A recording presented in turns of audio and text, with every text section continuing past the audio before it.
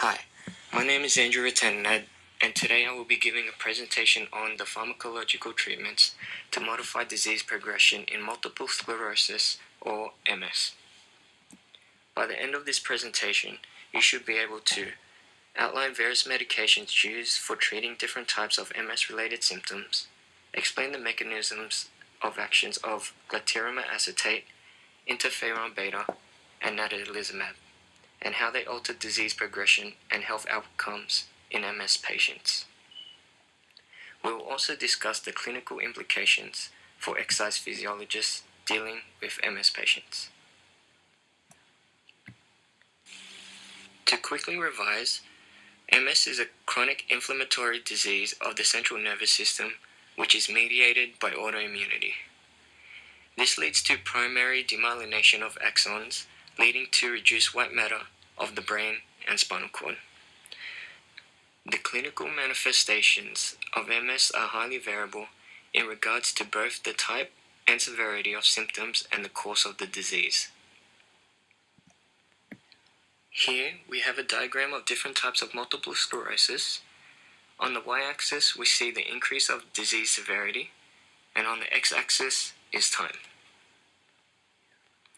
The benign type of MS is when patients experience MS-related episodes or attacks, but there is no progression of the disease and patients usually return to baseline. Relapsing remitting MS.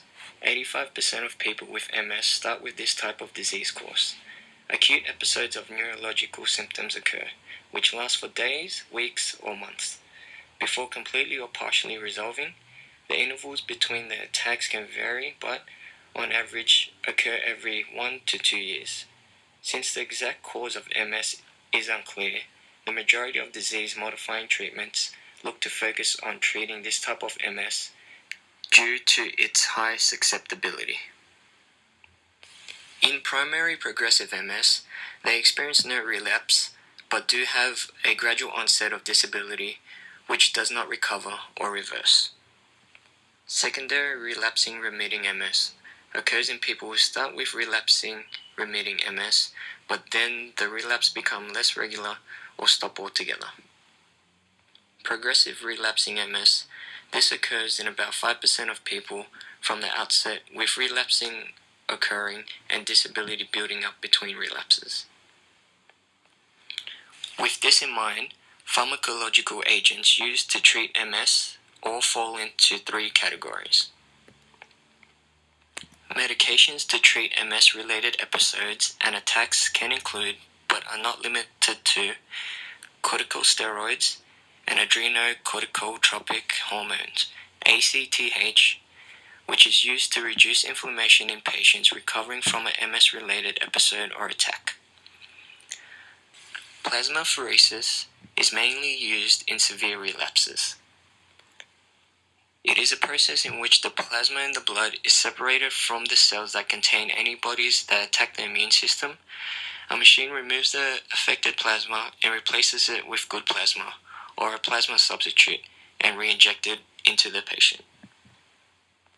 Since MS has many primary and secondary symptoms, there are many interventions that look to treat symptoms of MS. This includes, but once again not limited to, diazepam and Botox for spasticity, cholinergic drugs for bladder problems, which also includes Hythrin, and antidepressant drugs for depression, and many more.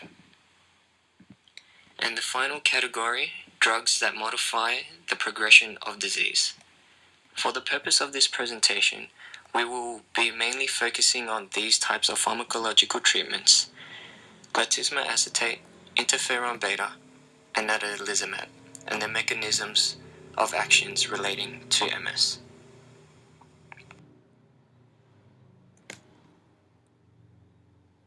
The mechanisms of actions of glatiramer acetate has not been fully clarified. However, GA is believed to have a dual mechanism of action that reduces inflammation in the periphery and in the CNS, and causes the release of neurotropic factors within the CNS.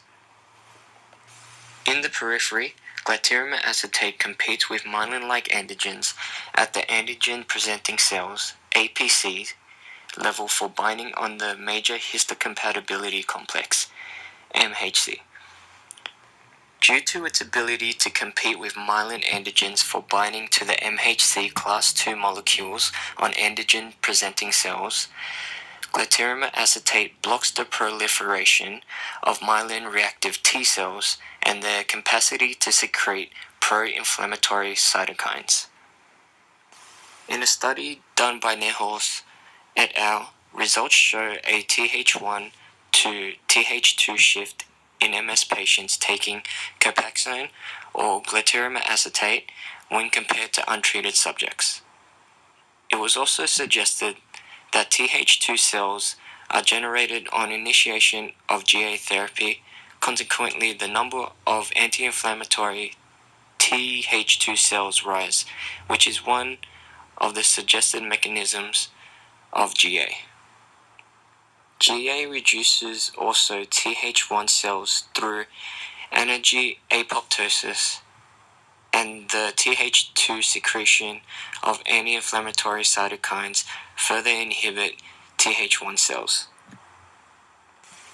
In a study done by Aharani et al., they detected GA-reactive T cells in the central nervous system in mice with experimental autoimmune encephalomyelitis.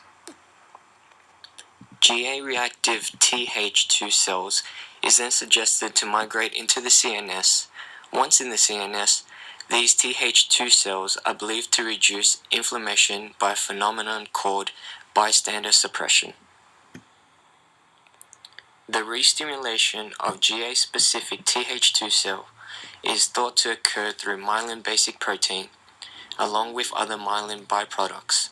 Reactivation of these cells in the CNS stimulate the release of anti-inflammatory cytokines, which inhibit myelin-reactive Th1 type cells, increase the number of Th2 cells, and possibly modulate the function of brain-derived neurotrophic factors, or BDNF, to assist in neuroprotection.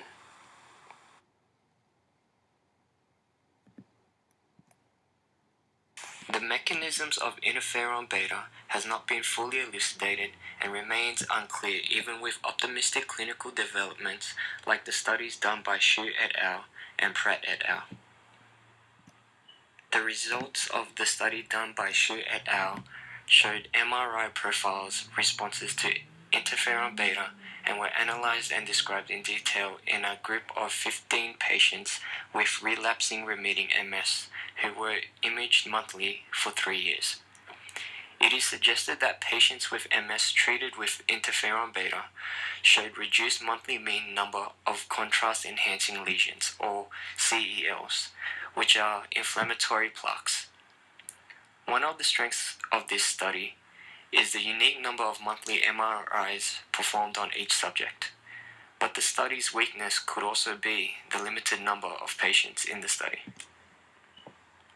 In another study of interferon beta treatment done by Pratt et al. Shows the effects of interferon beta on Th1 and Th2 lymphocytes migration across the blood-brain barrier. Their results show a significant regulatory effect on the transendothelial migrations of lymphocytes. When treated with interferon beta, they observed a reduction in the migration of Th1 cells and no effect on Th2 cell migration. Despite these clinical advancements, the mechanisms by which interferon beta works is still unclear. This is because it may involve a single or several mechanisms of actions which may include immunomodulatory, antiviral, antiproliferative, and blood-brain barrier activity. Interferon beta affects antigen presentation by decreasing the expression of molecules including MCH class II and co-stimulatory molecules, which are necessary for the antigen-presenting cell process. The migration of inflammatory cells across the blood-brain barrier into the CNS is facilitated by very late antigen 4, or VLA4, on the T cell surface, and vascular cell adhesion molecule 1, or VCAM1, on endothelial cells. Interferon beta reduces this cell migration by disturbing the VLA4 VCAM1 receptor interaction. It does this by decreasing the expression of VLA4 on T cells and also by increasing soluble VCAM levels. The result of this is that the remaining VLA4 on the T cells is flooded by soluble VCAMs and therefore unable to bind to endothelial VCAM receptors, which lead to a reduction in cell migration. Matrix metalloproteinases, or MMPs, produced by T cells facilitate the transport of inflammatory cells into the brain. Interferon beta decreases this production of MMPs, thus the influx of T cells into the CNS is reduced. On this slide is just a quick illustration of the summary of mechanisms of actions of interferon beta.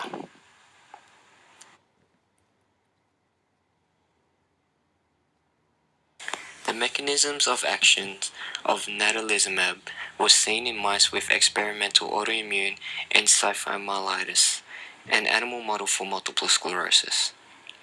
Natalizumab is a monoclonal antibody which selectively inhibits adhesion molecule very late activation 4 or VLA4.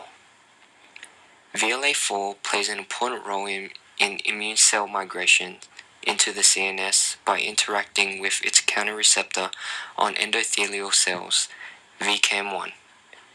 Natalizumab binds to VLA4 and blocks the adhesion and transport of leukocytes across the blood-brain barrier, resulting in an obstruction of the inflammatory cascade in the CNS.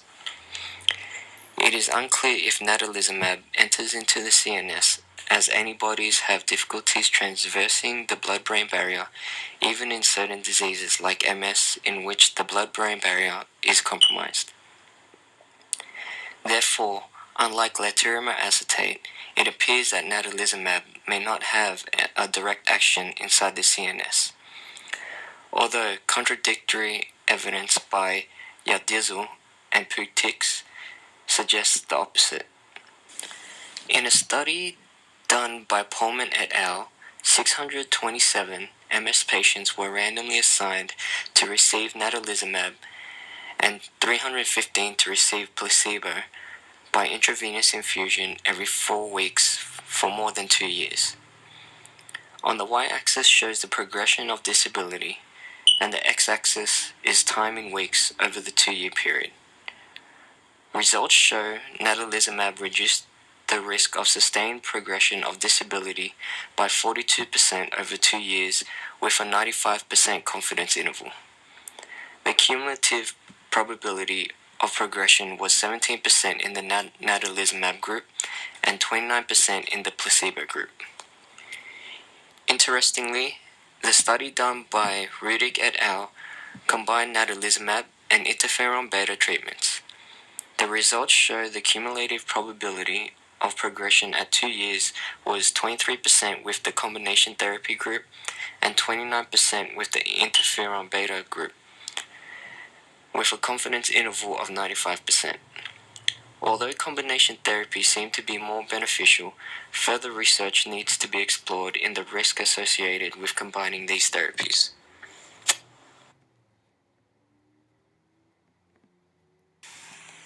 The etiology and complexity of MS is still unclear. Therefore, determining the exact mechanisms of actions for most medications aiming to treat the disease is difficult. Glatiramer acetate suggested mechanism of action is to compete with myelin antigens for binding to the MHC class II molecules on antigen-presenting cells, which leads to downstream Th1 to Th2 shift, resulting in an increase of anti-inflammatory cytokine secretion. Interferon beta is suggested to disrupt the VLA4 VCAM1 receptor interaction, which leads to reduced cell migration. Another suggested mechanism is the decreased production of MMPs, thus reducing influx of T cells into the CNS.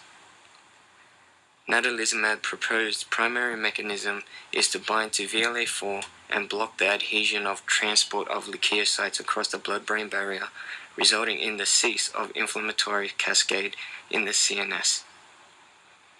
Even though these medications show promising clinical evidence, more needs to be done in understanding the disease so pharmacological treatments can be more efficient. Finally, some practical implications exercise physiologists must be aware of when treating MS patients in relation to pharmacological treatments. Most MS medications come with its known side effects, but these side effects from MS medications can also mimic the symptoms of the MS disease. So, it is important to remember that if your client is taking glatiramer acetate, some suggested side effects can be nausea, chest pain, double vision, and swelling of the hands and feet. After treatment with interferon beta, clients normally possess flu-like symptoms, such as headaches, fever, body aches, and fatigue. Natalizumab causes side effects similar to that of glatiramer acetate, with additional issues like diarrhea and changes in menstrual cycles. Lastly, EPs have to take into consideration disease symptoms along with pharmacological side effects when treating or prescribing exercise programs to MS patients. Thank you for your time, and I hope this presentation was helpful.